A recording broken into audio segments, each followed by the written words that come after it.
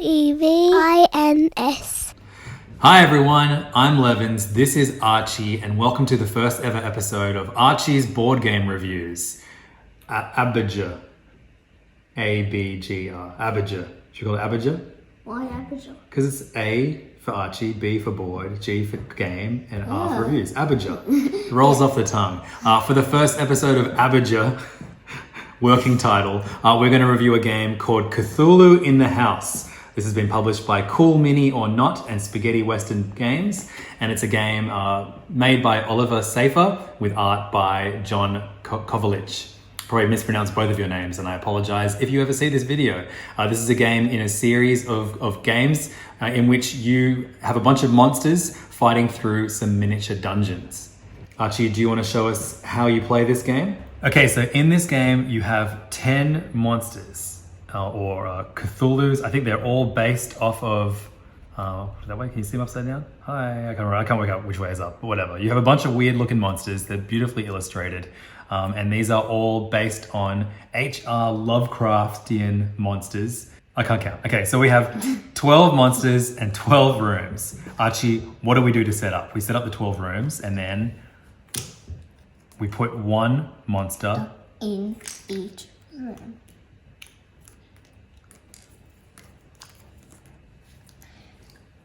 This game was meant to be for 3 to 6 people, but we're just playing it. We've played it with 2 people before and it went out fine. Yeah, there were no problems with playing it as a 2-player game, even though it says 3 to 6 on the box. I reckon you'll be fine. For some reason it says this is an age 14 plus game. Archie, how old are you? Half of that age. So Archie is 7 and he understands it pretty fine. This is a really fun and simple game. And even my sister understands it. Yes, and she just turned 5. Yes. So now that we've put all of the monsters in the rooms, we have all of these little cards. And so on the back of these little circles are pictures of all the monsters. And so we shuffle these, and then I will give Archie 2 of these randomly. But don't look at them. And I'll give myself 2 of these randomly, and whoever else is playing, everyone gets 2 of these little cards.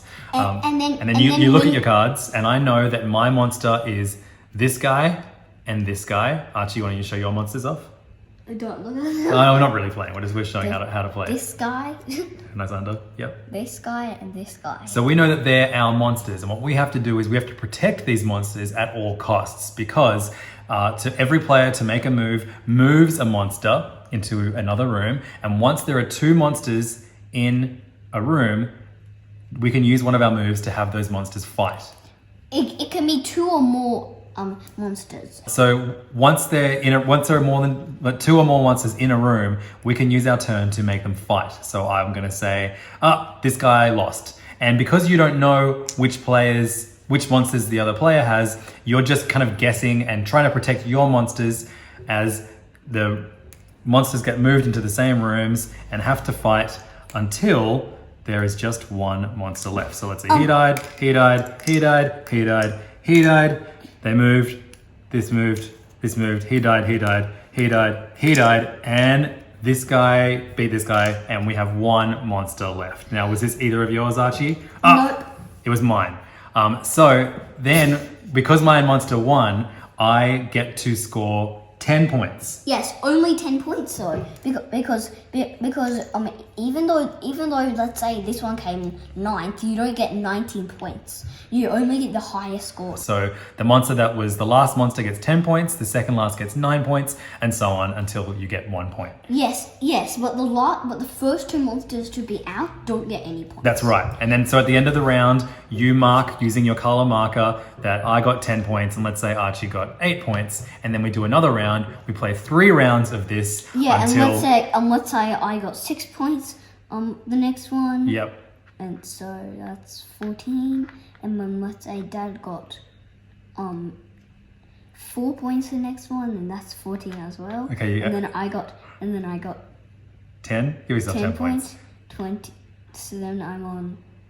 Wait, what? 24. 24. And then Dad got 9. Then Dad got 9 points, so he's on 21. 23.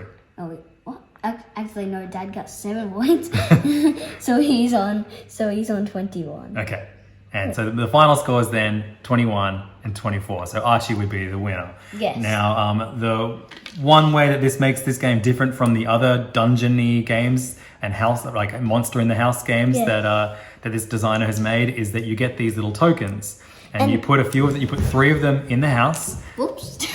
You put 3 of them in the house, and that side up. And so if you ever have a fight in a room where one of these is, you turn it upside down, and so that means you need to warp the monster who won into another room. But if you unturn this one here, that means that whichever monster you said won the battle, actually they lost. So this reverses your decision. Yes, but if you're in a decision where it's like this, and then and then the abyss portal is there, then let's say I won. It's an abyss portal.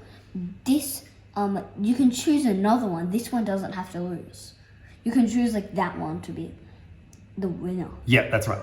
So that's how you play Cthulhu in the House. A really, really simple game to understand, and a great game to teach kids about bluffing, how to bluff. What is bluffing? Bluffing is like lying, kind of. So if I say, for example, one of my monsters got out, or one of my monsters got placed in a room where they're going to have to fight with a monster, I'm not going to go, "Oh no!" because that's going to give away that, you can try and get one of my monsters out now. So if you just go, what an interesting turn of events, and don't reveal any emotion about your face, that's a way of bluffing, and it's a pretty important part of a lot of card games where you're not trying to reveal which card you have in your hand. But these aren't cards; these are tokens. Yeah, but you know what I mean. So Cthulhu in the House, it's a really, really quick game to play. I would say you could do all 3 rounds in under 10 minutes. So a great game to play, at the end of a night, or if you have just a small window of time, or maybe as a little breather. It says 20 minutes. Well, it also says you have to be 14 years or older to play it, maybe because the monsters are too scary for you.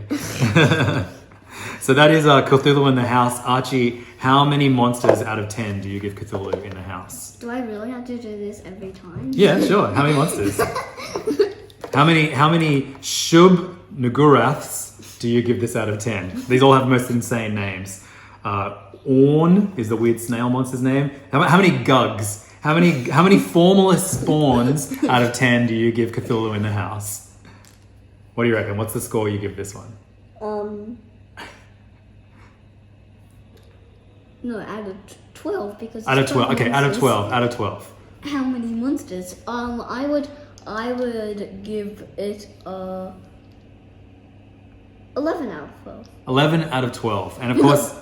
Because I'm not actually a 10 out of 12 because I'm not counting this monster and I'm not counting another monster. Okay, so it gets 11 out of 12 formless spawns from Archie, the most official board game approval rating of all. And if you own any of the other Rumble in the Dungeon or Monster in the Rumble in the House, I think they're called. Yeah. If you own the other games, you can add those elements to the game and make a really big house with 24 or 36 rooms and 36 monsters. But you cannot teleport to a treasure chest. Right, there are little rules. But unfortunately, Archie, we don't own any of those other games. Yes. Or do we? Huh? Merry Christmas, buddy. Merry Christmas in August. What? Cool. So there's Rumble in the Dungeon.